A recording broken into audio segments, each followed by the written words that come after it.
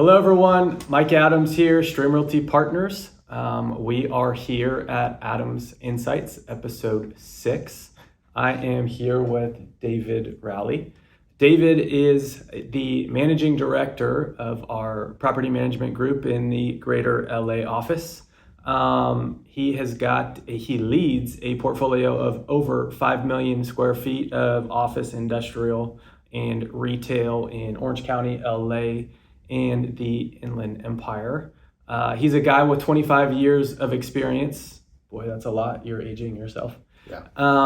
In the field, whether it be property management, asset management, construction management, etc. Today is actually the 3-year anniversary of David at Stream. He's finally made it because he's on Adams Insights. So good for you. You're a big dog now. That being said, today we are here to talk about how to push NOI in a high inflation and interest rate market. It's something that we're hearing often, and we don't think that there's anybody better in the company to talk about something like this.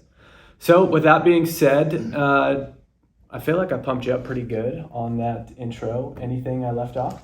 No, I think that pretty much covered it. Yeah. So that's it. Period. Yeah. Amen. We're done. Cut. Yeah. Okay. Good.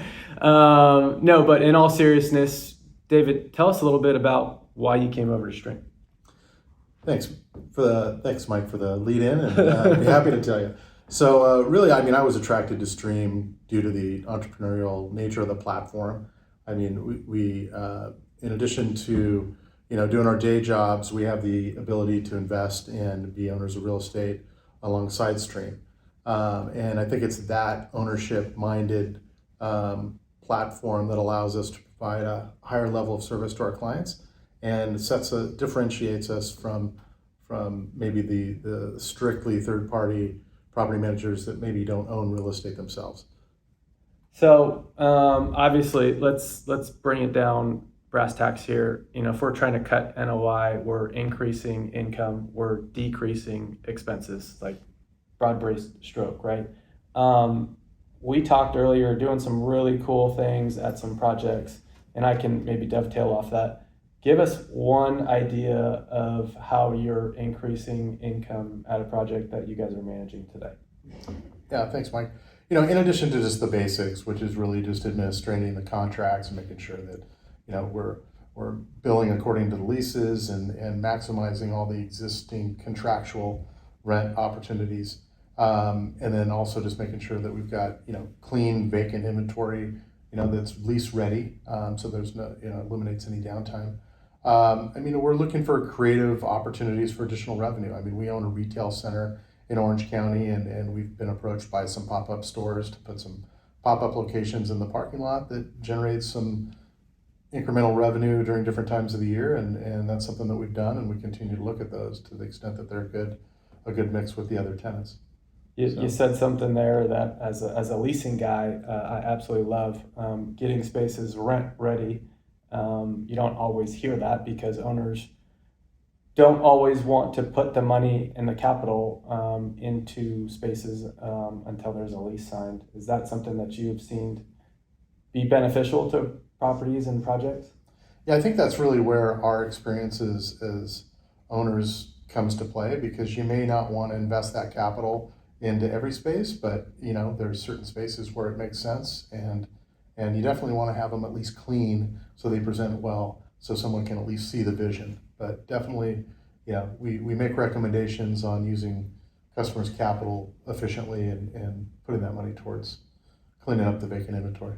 And one other, maybe line item or one other area to think through. I know I only asked you for one, but it's relevant because we're working a deal right now. Is additional parking revenue.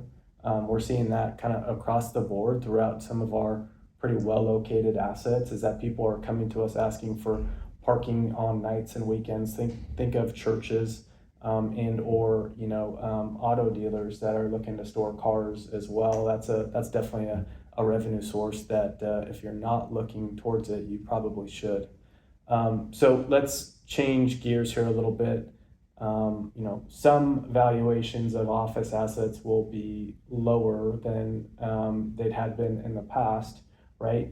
You and I were talking about, maybe it's contract renegotiations, et cetera, but you came across a pretty massive line item for an owner in downtown LA. Tell us about your expense cutting, I guess, process in that scenario.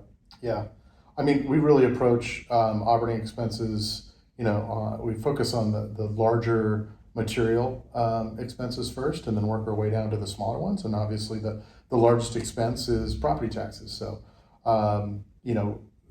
with a lot of the office buildings, not all, but a lot of the office buildings, there's some real opportunities to lower your tax basis pretty significantly, as much as 50% sometimes. And so we work alongside consultants, make recommendations to our clients to engage those consultants and go look for property tax appeals to lower the property tax basis. I think that's kind of at one end of the spectrum, and if you go to the other end of the spectrum, it's looking at trash expenses, and we brought in consultants to look at the trash expenses and how we might be able to reduce those costs without impacting service. And we've achieved 20-30% cost reductions there. So it kind of runs the gamut and everything in between. So real time, maybe numbers. Can you walk us through that process of that appeal? Am I asking you too much? I don't think I can provide, go into detail about the numbers, Okay. but the numbers are significant. I think if you look at a building that is, was valued at, $50 million and is now 50% of that. That's a $200,000 plus cost savings on property taxes, and equates to, in this case, probably $1 a foot. That's a massive number. Yeah. Wow. Awesome. Well, David, thank you for stopping by, telling us a little bit about how to push NOI. If you've got any management related questions, reach out to David. As always, if you're looking to buy, lease, or sell real estate or are looking for a resource and just want to chat about your property, reach out to us. We're always looking for more people to be on Adams Insights, so connect with us and we'll have a conversation soon. Thank you.